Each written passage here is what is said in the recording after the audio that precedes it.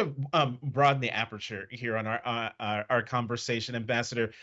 Many are agree that if Russia wins this war, its war on Ukraine, it would be catastrophic for American prestige and legitimacy as a global leader, and would mark a fundamental global power shift, emboldening Russian President Vladimir Putin.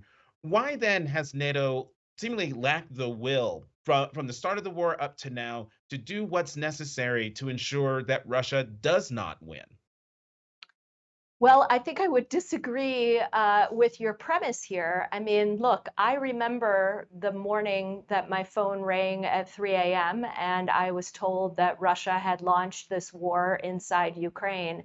And we came in for an emergency session. We all arrived very early that morning inside the alliance. And without question, every single member of the alliance, all of them, immediately started talking about what they would do individually as countries to support Ukraine with humanitarian, with economic, and with military or security assistance. NATO jumped into action and immediately took a series of steps, moving tens of thousands of forces into Eastern Europe to ensure that our members on the eastern flank would have the defense and the security that they needed to defend their territory against any potential Russian aggression.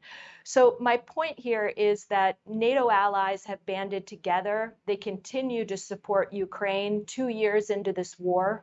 President Putin assumed on day one that NATO allies would look away, get distracted, become consumed with another issue or another crisis.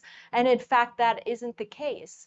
From where I sit here in NATO headquarters, I see nothing but continued unity. I think you'll feel that at the summit in about a week and a half when President Zelensky is there. We are determined to help Ukraine defend its territory, but you are also right to note that NATO is not a party to this conflict. NATO is not directly involved.